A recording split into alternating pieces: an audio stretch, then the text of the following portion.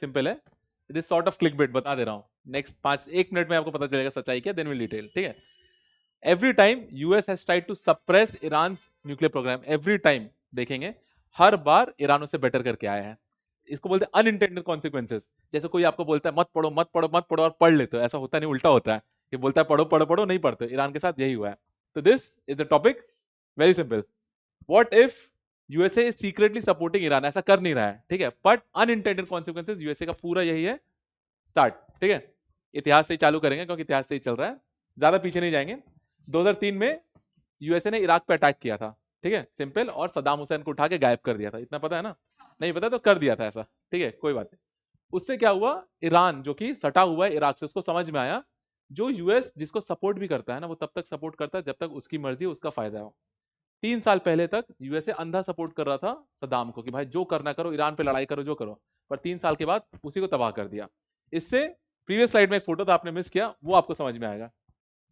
Kim Jong Jung दिख रहा है, ठीक है, he is the only country जिसके खिलाफ ट्रम्प साहब 1.5 साल में कुछ नहीं बोला है, एक शब्द नहीं बोला है, बिकॉज सिंपल, सबको इतना मैथ पता है, just because is got nuclear weapons.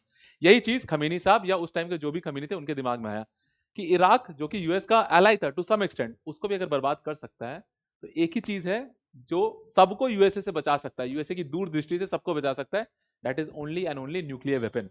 That is the whole idea.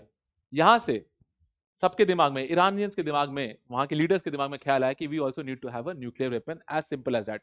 पर अगर आपको पता है, जो चीज ईरान को पता है वो बहुत हद तक अमेरिका को भी पता है, इसराइल को भी पता है। जैसे ही बाकी दोनों को पता चला कि भाई वो अपना न्यूक्लियर प्रोग्राम चालू कर रहे हैं, उन्होंने एक वायरस बनाया। This is one of the world's most famous virus, Stuxnet, ठीक है, खोजिएगा, इसके ऊपर बहुत सारे पीजेस हैं, इनफैक्ट बहुत सारे डॉक्यूमेंट्रीज तक है कि एक पेनड्राइव के वायरस से पूरा ईरान का न्यूक्लियर प्रोग्राम 10 साल पीछे चला गया था। इट वॉज अ वायरस जो कि वहां के सिस्टम में अपलोड किया गया, और एक डिवाइस होता है जिसको सेंट्रीफ्यूज बोलते हैं, एक डिवाइस है जो बहुत स्पीड में घूमता है ताकि एनरिचमेंट हो पाए।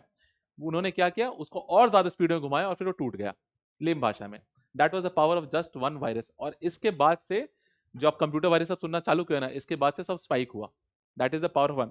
सेकेंड, उसके बाद ये चल रहा था, ओबामा साहब आते हैं, याद है ना, 2 टर्म एक साथ उन्होंने, ओबामा साहब आए, इन्होंने डिफरेंट अप्रोच ट्राई किया, क्योंकि सबको पता है ना, बच्चों को आप पुश करोगे तो वो रेजिलेंट होता है, जिद्दी होने लगता है।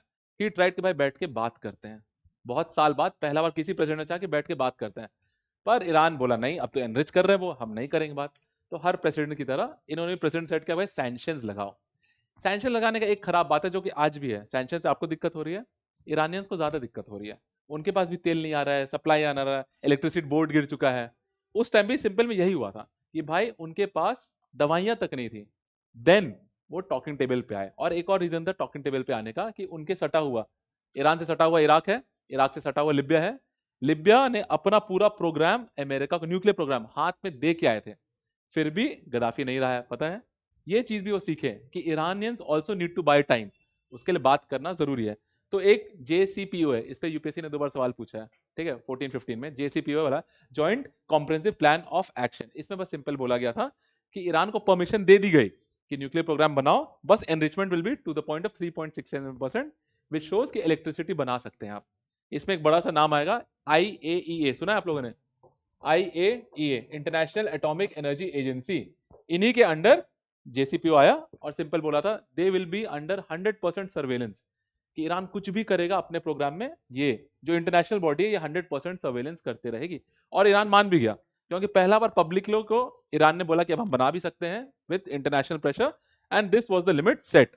अब सोचिए ये गए, ठीक है। अनफॉर्चुनेटली और फॉर्चुनेटली ट्रम्प साहब आते हैं फर्स्ट टर्म में, एंड ही सेड, जो आते साथ वो पेरिस क्लाइमेट से भी हट चुके हैं, इंटरनेशनल सोलर अलायंस से भी हट चुके हैं, और 100 कुछ चीजों से हट चुके हैं।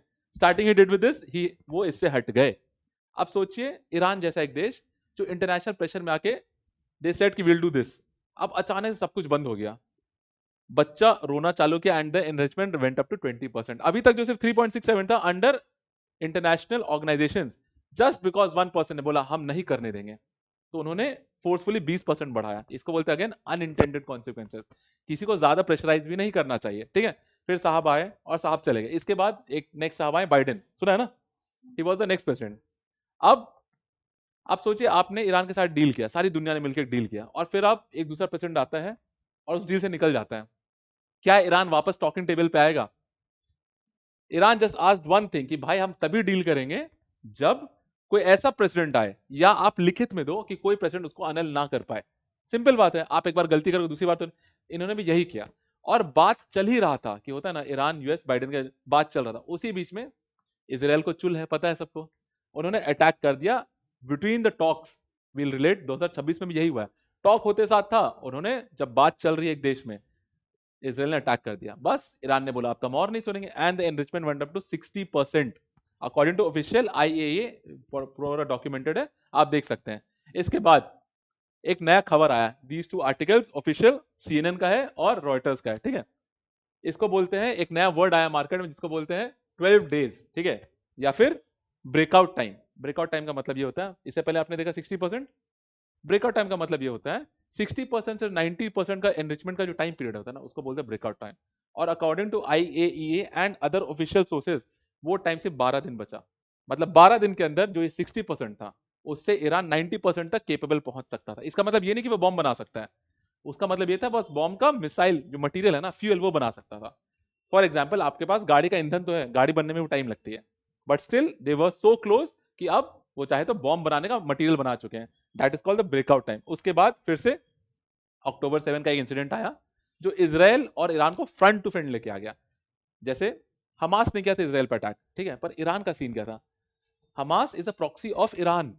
Iran has 3 proxies, हौती, Hamas and Hezbollah. तो पहला बार अब फ्रंट पे दोनों आ गए थे, इससे ईरान भी बैकफुट पे आया, इसराइल बहुत ज्यादा फ्रंट फुट पे आ गया। That led to again the famous president जो वापस आ चुके हैं, ये फिर 2025 के स्टार्टिंग में आए और आते साथ 2 से 3 महीने के अंदर मिडनाइट हैमर कर डाला। मिडनाइट हैमर मतलब वो गए थे एक बड़ा सा B2 बॉम्बर लेके, 3 बॉम्ब बड़े बड़े गिराए जिसको बोलते हैं अंडरग्राउंड बॉम्ब्स, और फिर उनके 3-4 साइट, नास्टास, इश्फान, बुशहर और एक और साइट है, उस पर अटैक कर डाला। और फिर उन्होंने खुद से डिक्लेयर भी कर दिया कि हम सक्सेसफुल हो गए। आपको लगता है कोई सक्सेसफुल हुआ आज तक? ठीक है। उसके बाद ये एक सिंपल टर्म है, 400 से 200 KG. According to US and all IAEA, बड़े बड़े लोग, ईरान को बोला गया था कि 400 केजी उसके बाद एनरिच यूरेनियम है, बोला जाता था, ठीक है, अकॉर्डिंग टू डेटा। तो साहब ने बोला हम सक्सेसफुल हो गए, और आज यही साहब बोल रहे हैं उनके पास 200 केजी बाकी है। तो फिर सक्सेसफुल कैसे हुआ? इसमें आपको एक और अच्छा वर्ड समझ में आएगा, क्रोनी कैपिटलिज्म समझते हैं आप लोग? जब सरकार और प्राइवेट कंपनीज मिलकर काम करती हैं ताकि प्राइवेट का बेनिफिट हो, वो एक बेस्ट एग्जांपल देखिए। इस साल प्रीवियस लास्ट ईयर दिसंबर में ईरान में बहुत सारे प्रोटेस्ट हुए। टू रफ एस्टिमेट्स 500 से 10,000 लोग, 5,000 से 10,000 लोग मारे गए, ठीक है। तो हर देश की तरह ईरान एक पुराना तरीका आजमाता था जो आज भी करते हैं, इंटरनेट बंद करो। हमारे नेपाल में भी जब जेंजी प्रोटेस्ट हुआ, बर्मा में जेंजी प्रोटेस्ट हुआ, बांग्लादेश में Gen Z protest, the first thing was internet बंद किया जाए। ईरान ने भी ट्राई किया इंटरनेट बंद करने का। फिर उसको पता चला इंटरनेट तो चल रहा है। फिर पता चला कि Starlink which is USA unofficially Iran के ऊपर अपने वेबसाइट सैटेलाइट्स डाल दिए थे और मोर देन 1000 सैटेलाइट्स ऑपरेटिंग। सोचिए दैट वाज द कैपेसिटी कि आप किसी ऑर्गेनाइजेशन क्रम्बल करने पे आ जाओ तो प्राइवेट ये भी कर सकती है। इससे ईरान को फिर गुस्सा आया, but still understanding the situation की अब अमेरिका एनसर्कल कर चुका था ईरान को। फिर बोला बात करें, Iran was to some extent coping, मदद कर रहा था।